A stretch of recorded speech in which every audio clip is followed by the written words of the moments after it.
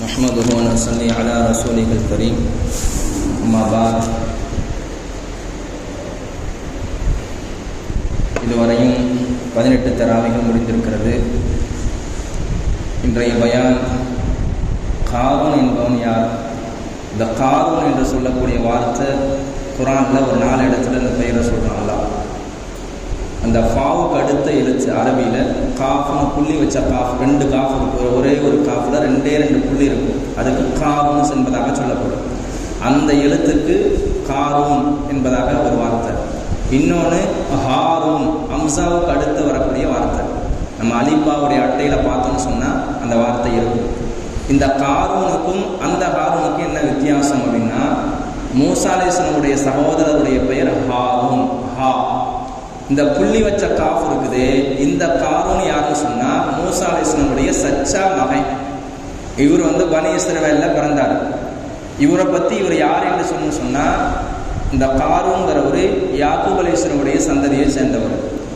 இந்த நபருக்கு அல்லாஹ் அதிகமான செல்வத்தை கொடுத்திருந்தான், அதிகமான செல்வங்கள்.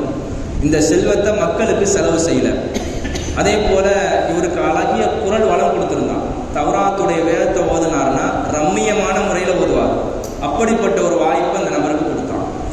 இந்த நபரை பற்றி அல்லாஹ் குர்ஆன்ல ஒரு 4 இடத்துல பெயரை மட்டும் சொல்றான். அல்லாஹ் இவருக்கு எப்படின்னு சொன்னா, அல்லாஹ் சொல்றான், ஆத்தைனாகும் மினல் குனூஸி இன்ன மஃபாத்திஹு லதனூ பில் உஸ்பா. அல்லாஹ் சுப்ஹானஹு வ தஆலா நாம் காரூனுக்கு அதிகமான செல்வத்தை கொடுத்தோம். இந்த செல்வம் இருக்கிறதே மிஃப்தாஹுடைய பன்மை மஃபாத்திஹ். மிஃப்தாஹ்னா சாவின்னு சொல்லுவாங்க. நம்ம வீடுகளில் திறக்கக்கூடிய சாவி, பள்ளிவாசலில் திறக்கக்கூடிய சாவி, இது மஃபாத்திஹ் என்பதாக பயன்படுத்துகிறான்.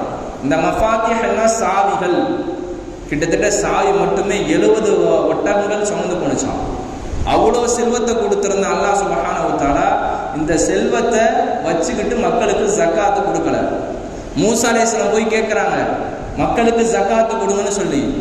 நான் ஜக்காத்தெல்லாம் கொடுக்க மாட்டேன்னு சொல்லிட்டான். இந்த வார்த்தை நான் பின்னாடி சொல்கிறேன். இதில் இவனை பற்றி தௌராத்துடைய வேதம் மட்டுமல்ல, இஞ்சிலுடைய வேதத்தில் சொல்லப்பட்டிருக்குது. இஞ்சிலுடைய வேதத்தில் எப்படி இருக்குன்னா, கிட்டத்தட்ட இவனுடைய சாவிகள் இருக்கிறதே, காரூனுடைய சாவிகள் 60 கோவேரி கழுதைகள் சுமந்து போனுச்சான்.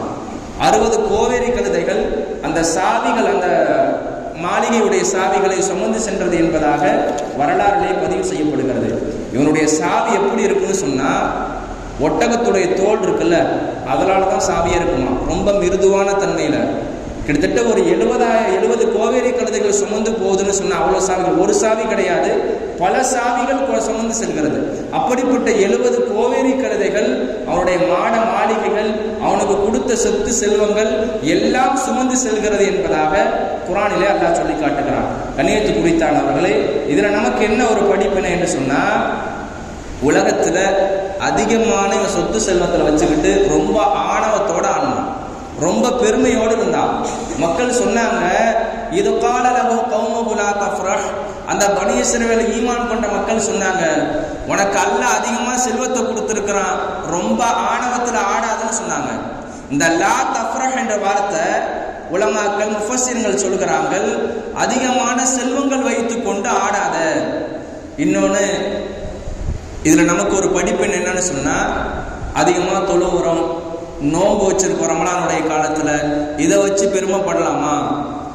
உலகத்தில் வச்சு பெருமைப்படக்கூடாது, காசு பணத்தில் பெருமைப்படக்கூடாது, செல்வத்தில் பெருமைப்படக்கூடாது, கடைகளில் பெருமைப்படக்கூடாது, நகை நட்டில் பெருமைப்படக்கூடாது. ஆனால் ஒரு மனிதர் 5 நேரம் தொழுகிறாரு, 30 நாள் ரமலானுடைய காலத்தில் நோன்பு வச்சிருக்கிறாரு, 30 நாளுமே அவருடைய தான தர்மங்கள் எல்லாம் செய்யறாரு, வருஷத்துக்கு ஒரு தடவை ஜக்காத்து கொடுக்கிறாரு. இதை கொண்டு அவன் பெருமைப்படலாம், வணக்க வழிபாட்டில் பெருமைப்படலாம். ஆனா சொத்து செல்வங்களை வைத்துக் கொண்டு காரூனை போல, அவனை போல நம்ம பெருமைப்படக்கூடாது என்பதாக இதுக்கு உண்டான ஒரு படிப்பினை. இவனுடைய 4 விஷயம் இருக்குது. அல்லாஹ் 4 விஷயத்தை சொல்றான். இந்த 4 விஷயம் காரூனுக்கு மட்டும் உரித்தானது கிடையாது, இது நமக்கும் உரித்தானது. வரக்கூடிய கியாமத்து நாள் வரக்கூடிய எல்லா மக்களுக்கும் உரித்தானது. முதலாவது அல்லாஹ் சொல்றான், வபுத்தகி ஃபீமா ஆதாக அல்லாஹு தாரல் ஆகிரா. அல்லாஹ் சுப்ஹானஹு வ தஆலா காரூனுக்கு உனக்கு நான் என்ன கொடுத்தனோ உலகத்துல அதை வைத்து கொண்டு மறுமையை நீ தேடிக்கொண்டு, உலகத்துல தானம் தர்மம் செஞ்சு நீ மறுமையில சொர்க்கத்தை பெற்றுக்கொள் என்பதாக அல்லாஹ் சுப்ஹானஹு வ தஆலா சொல்லி காட்டுகிறான். இரண்டாவதாக வலா தன்ஸ நஸீபக மினத் துன்யா, உனக்கு உண்டான பங்கு என்பது இருக்கிறது. அந்த பங்கு இருக்கிறதே உலகத்தில் வைத்து கொண்டு அதை மறந்துடாத. உனக்கு என்ன சொத்து செல்வம் கொடுத்துருக்கிறானோ அந்த சொத்து செல்வங்களை வைத்து கொண்டு உலகத்தில் செலவு செய்யாம மறந்துடாத. இந்த ஆயத்துக்கு உண்டான இந்த விஷயத்துக்கு 3 விதமான தஃப்சீர் செய்யறாங்க. இப்னு அப்பாஸ் ரலியல்லாஹு அன்ஹுமா அவங்க சொல்றாங்க, லா துதிஉ உம்ருக ஃபீ அல்லா தஅமல் அமலன் சாலிஹா ஃபித் துன்யா, உலகத்துல நல்லமல் செய்யாம உன்னுடைய வாழ்க்கையை வீணா கழிச்சிடாத. இது நமக்கு உண்டானதுதான். வாழ்க்கை மௌத்து வரையும் நல்லமல் செய்யாம போயிட்டோன்னு சொன்னா அவனை விட நஷ்டவாளி யாருமே கிடையாது. இன்னைக்கு ஒரு சில நபர்கள் என்ன நினைக்கிறாங்க, 30 நாள் நோன்பு வைக்கலங்க, ஆனா நோம்பாளிகளுக்கு வாழைப்பழம் கொடுக்குறேன், ஏதோ கஞ்சி ஏற்பாடு, இதை வச்சு சொர்க்கம் போயிடலான்னா போக முடியாது. இவருடைய கடமை என்னன்னு சொன்னா 30 நாளுமே நோன்பு வைக்கிறது இவருடைய கடமை. இவர் இதை மட்டும் செஞ்சு நான் நோம்பாளிகளுக்கு இது மட்டும் நான் கொடுத்துருக்கேங்க, இதை மட்டும் நான் வச்சுக்கொண்டு நான் சொர்க்கத்துக்கு போக முடியுமானா போக முடியாது. ரெண்டாவது இப்னு உமர் ரலியல்லாஹு அன்ஹுமா அவங்க அறிவிக்கிறாங்க, இஹரிஸ் லித்துன்யா தஈஷன் அபதா, உலகத்துல வாழும் பொழுது நீ என்ன செய்து கொள், வாழ்க்கையை நீ அறுவடை செய்து கொள் என்பதாக சொன்னார்கள். வஅமலுல் ஆখিরাতি ஃபஇன்னக தமூது கதன், கண்டிப்பா நாளைக்கு ஒரு மரணம் என்பது இருக்குது, அதுல எந்த விதமான சந்தேகம் என்பது கிடையாது. அதனால மறுமைக்காக வேண்டி உலகத்துல நல்ல முறையில நல்லமல் செய்து கொள்ளுன்னு சொன்னாங்க. மூணாவதா ஒரு நபர் சொல்லுகிறார்கள், அல்லாஹ் உனக்கு அதிகமா செல்வத்தை அந்த நபர் கொடுத்துருக்கான், சாப்பிடு, உண்ணு, பருகு, பிலா சிர்ஃபின், ஆனா வீண்வரையை மட்டும் செய்யாத. கொடுத்த செல்வத்தை அதிகமான முறையில் செலவு செய்யலாம், அதிகமான முறையில் சாப்பிட்டு கொள்ளலாம், மனைவி மக்களுக்கு கொடுக்கலாம், தான தர்மங்கள் செய்யலாம், ஆனா வீண் விரயம் செய்யாத என்பதாக 3 விதமான கருத்துக்களை சொல்றாங்க. மூணாவது அல்லாஹ் சொல்றான், வஹ்சின் கமா ஹஸன் அல்லாஹு இலைக்க, அல்லாஹ் உனக்கு உபகாரம் செஞ்சிருக்கிறான். யாருக்கு? காரூனுக்கு அல்லாஹ் உபகாரம் செஞ்சிருக்கிறான், நீ மக்களுக்கு உபகாரம் செய். எப்படின்னு சொன்னா, வஹ்சின் இலா ஹல்கிஹி கமா ஹஸன ரப்பு இலைக்க, ரப்பு இருக்கிறானே உனக்கு உபகாரம் செஞ்சது போல நீ மக்களுக்கு உபகாரம் செய்யி. உனக்கு செல்வத்தை கொடுத்தானா தான தர்மங்கள் செய்யி. இதுதான் உண்டான அர்த்தம். ஒரு மனிதர் நபியிடத்தில் வந்து கேட்டார், மல் இஹ்சான்னா என்னன்னு கேட்டார். இஹ்சான்னா என்னன்னு சொன்னா, அந்த அபுது அன்னக தரா கன்னக தரா, நீ தக்பீர் கட்டிட்டனா அல்லாஹ் நான் பார்ப்பது போல நான் வணங்குறேன் என்பதாக இருக்க வேண்டும். இதுதான் இஹ்சான் என்பதாக சொல்லி காமிட்டாங்க. தொழுகை எப்படி இருக்கிறது, ஒரு மனிதன் தக்பீரை கட்டிட்டார்னா எந்த விதமான சிந்தனை என்பது இருக்கக்கூடாது. இந்த தொழுகை சொர்க்கத்துக்கு வரையும் கொண்டு செல்லக்கூடிய தொழுகை. அதுதான் நபி ஸல்லல்லாஹு அலைஹி வஸல்லம் அப்படி சொன்னாங்க, தக்பீர் கட்டியாச்சா எனக்கு முன்னாடி அல்லாஹ் நிற்கிறான் என்பதாக நினைத்துக் கொள்ள வேண்டும். நான்காவதாக அல்லாஹ் சொல்றான், வலா தபகில் ஃபஸாத ஃபில் அர்த், பூமியில குழப்பம் செய்யாத. அதிகமா உனக்கு செல்வத்தை கொடுத்துருக்கானா அதை வச்சு நீ என்ன செய்யாத, குழப்பம் செய்யாத. இன்னல்லாஹ லா யுஹிப்புல் முஃப்ஸிதீன், அல்லாஹ் நிச்சயமாக குழப்பம் செய்வர்களை என்ன செய்ய மாட்டான், நேசிக்க மாட்டான் என்பதாக சொல்லி காட்டுகிறான். கண்ணியத்து குறித்தானவர்களே, அடுத்த ஆயத்தில் அல்லாஹ் சொல்றான், கால இன்னமா ஊதீதுஹு அலா இல்மின் இன்தி, எனக்கு நான் கொடுத்தது எல்லாமே எனக்கு அல்லாஹ் கொடுக்கல, என்னுடைய அருவால என்னுடைய சுய சம்பாத்தியத்தில் நான் சம்பாதிச்சேன். சொத்துங்கிறத அல்லாஹ்வா பார்த்து கொடுக்கிறது, பிள்ளைங்கிறத அல்லாஹ்வா பார்த்து கொடுக்கிறது, மனைவி மக்கள்ங்கிறத அல்லாஹ்வா பார்த்து கொடுக்கிறது, ஆக மொத்தம் குடும்பமே அல்லாஹ் பார்த்து கொடுக்கிறது. அவன் சொல்றான், ஊதீதுஹு அலா இல்மின் இன்தி, என்னுடைய அறிவால நான் சம்பாதிச்சேன், அதனால இருக்கிறத நான் யாருக்கும் செலவுலாம் செய்ய மாட்டேன், நான் யாருக்கும் தானம் திரும்ப செய்ய மாட்டேன். என்னுடைய ஹசானா விசாலமானது, என்னுடைய ஹசானா இருக்கிறதே மாளிகையெல்லாம் இருக்கிறது, எனது 70 ஒட்டகங்கள் இருக்கிறதே அதெல்லாம் சுமந்து கொண்டு செல்கிறது, நான் யாருக்கு செலவுலாம் செய்ய மாட்டேன் என்பதாக சொல்லி காட்டுகிறான். கண்ணியத்து குறித்தானவர்களே, அவன் ஒரு நாள் வீதியில உலா வந்தான், தெருவில், அந்த நகரத்தில் உலா வரும் பொழுது மக்கள் எல்லாம் சொன்னாங்க, எப்படிப்பட்டன்னு சொன்னா, வாழ்ந்தா இவனை மாதிரி வாழணும், இவ்வளோ சொத்து செல்வம் இருக்குது, இவ்வளோ அல்லாஹ் கொடுத்துருக்கிறான், வாழ்ந்தா இவனை மாதிரி வாழணும், இந்த மாதிரி வாழ்க்கை தான் நம்ம வாழணும்னு சொல்லி எல்லாருமே பிரியப்பட்டார்கள். கடைசியில் அல்லாஹ் அவனுக்கு எப்படி தண்டனை கொடுத்தான் என்று சொன்னால், நன்றாக விலகி கொள்ளுங்கள், ஃபஹஸஃப்னா பிஹி வபிதாரிஹில் அர்த், அந்த மனிதரை பிடித்து நம்ம பூமிக்குள்ள கிட்டத்தட்ட போய்கொண்டே இருக்கிறான், உலகம் அழியும் வரை சென்று கொண்டே இருப்பான். அல்லாஹ் பூமியை பார்த்து ஒரு வார்த்தை சொன்னானா, வயகூலு லில் அர்த், பூமிக்கு சொன்னானா, எப்படிப்பட்ட வார்த்தைனா, யா அர்து ஹுதீஹி யா அர்து ஹு யா அர்து ஹுதீஹி, ஓ பூமியே இந்த மனிதனை நீ பிடிச்சு கொள்ளு, இந்த மனிதனை பிடித்துக்கொள் என்பதாக சொன்னார்கள்.